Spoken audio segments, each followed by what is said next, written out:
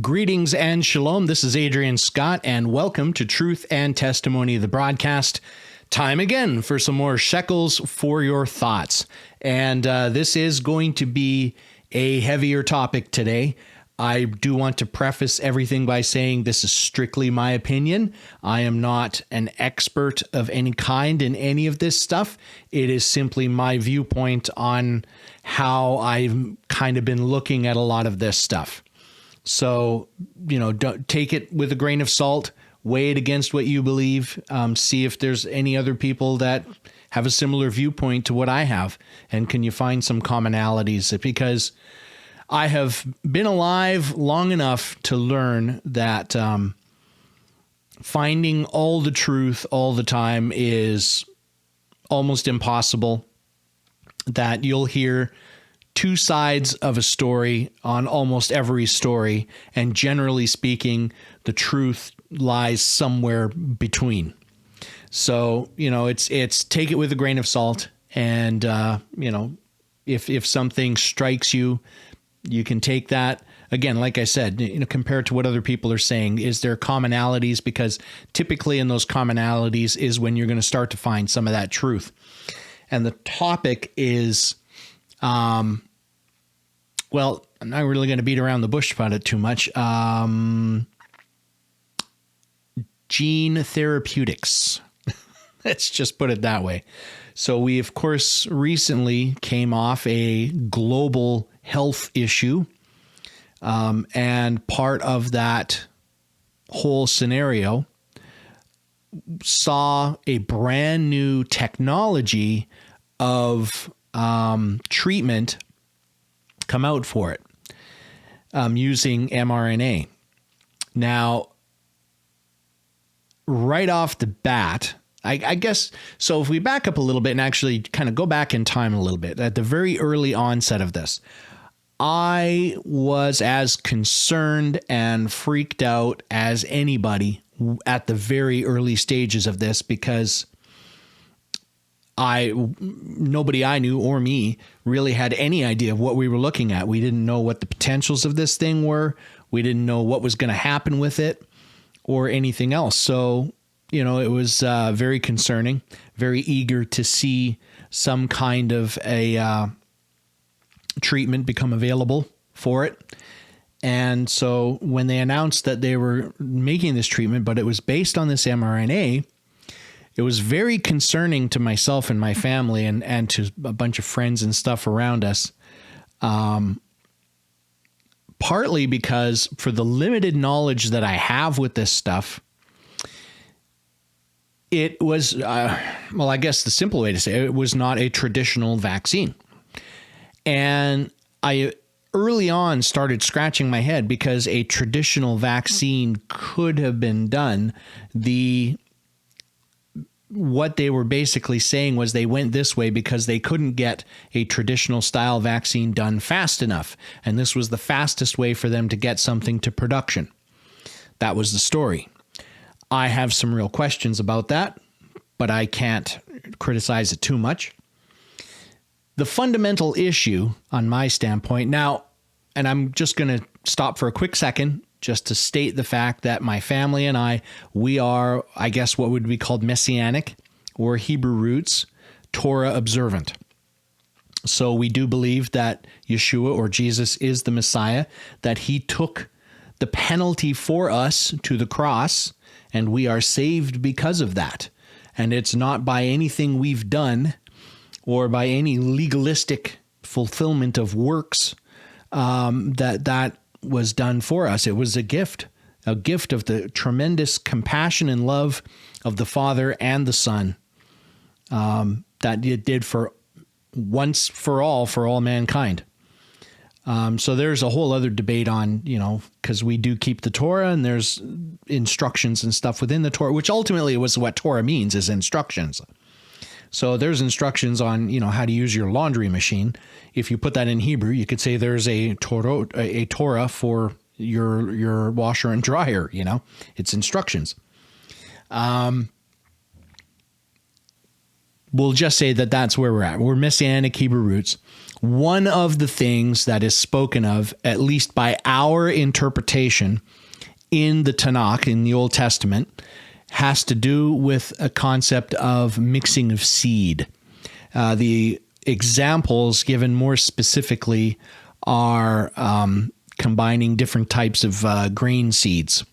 But there's also examples given of combining different types of fabric. And it's just this mixture, this idea of mixing, right? There's also concepts of mixing the Israelites with the pagan nations around them.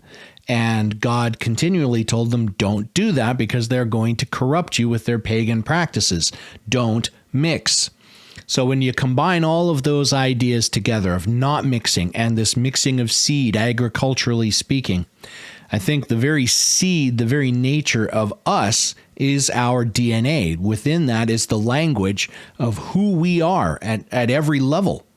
Consciously, unconsciously, physically, everything is all defined within the language of the DNA in our system.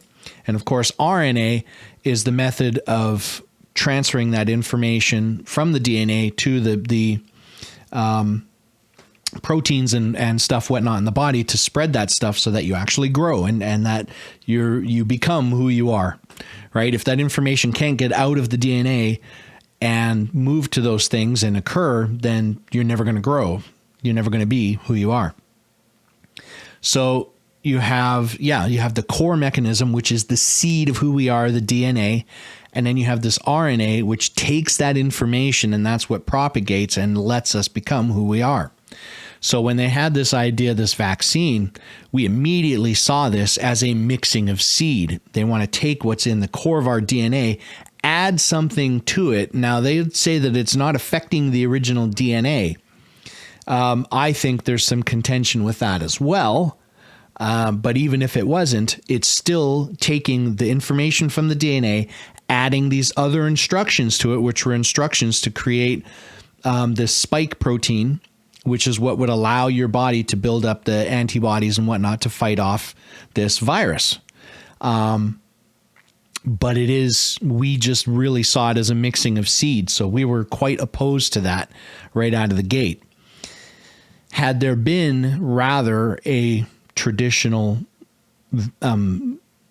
medical treatment, I don't even want to say the word for getting in trouble here, but had there been a traditional vaccine that had come out for this, I don't think we would have been so opposed to that, because the kind of old school attenuated vaccines that we have for most other things are proven to work.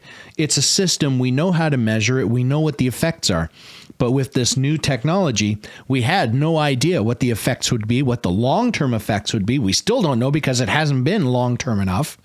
I think we're seeing some issues, but it was a big question mark. So with the fact that it's this huge question mark and the fact that it's this concept that we saw it of mixing of seed, and this is all for a virus that, as we came to find out over the course of time, had very not nearly as severe impact on the people's health in general as we were afraid of, or as they were leading us to believe early on. That's not to say there weren't people that weren't very seriously affected by this. It happens with any virus. It happens with regular colds and flus. There are people that get very ill. There are people, unfortunately, that die as a result of these things, as well as other medical complications, diabetes, and all these other things that come up. So it's not limited to a virus or a cold or anything like that.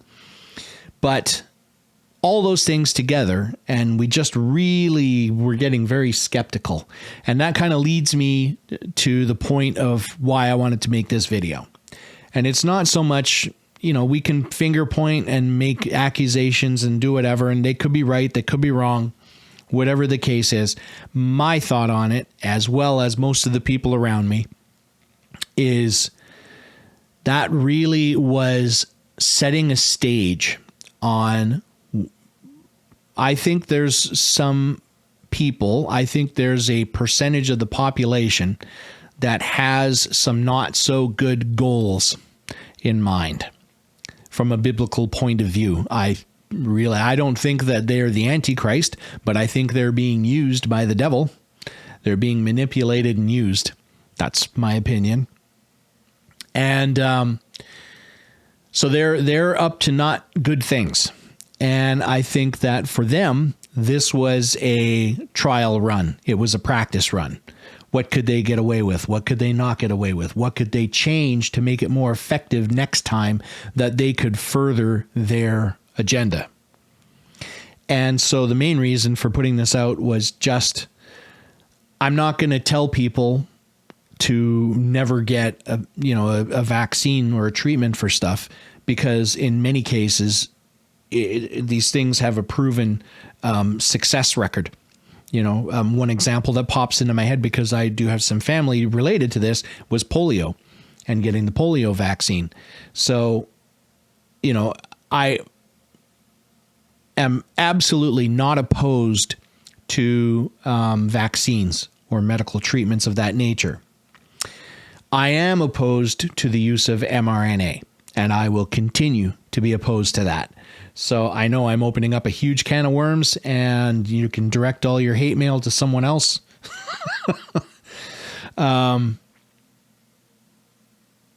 Ultimately, I guess if you really don't agree with me, you always have the option to just turn the video off and go somewhere else, because I'm probably not going to be saying things you want to hear. But really, the main point for doing the video is, if I'm right, if I'm right about any of that stuff, and I'm right about it being a practice and a trial run to see how they could do it better next time, ultimately the point I'm trying to make is, keep your eyes and ears open for the next time, because there will, in my opinion, there will be a next time. It's not, to me, it's not a question of if, it is just a question of when. And I do fear that the when could be sooner than anyone would really be comfortable with. So all it is just an admonition to be vigilant, be guard on that watchtower, as it talks about in the Bible. Keep your eyes open, be vigilant, stay sober, watch. And if you see things, this goes back to another concept in the Bible. You can tell a tree by its fruit. Look at what kind of fruit is being produced by different people, by organizations. Just see what it is that they're doing. Keep an eye on it, right? Maybe it's harmless.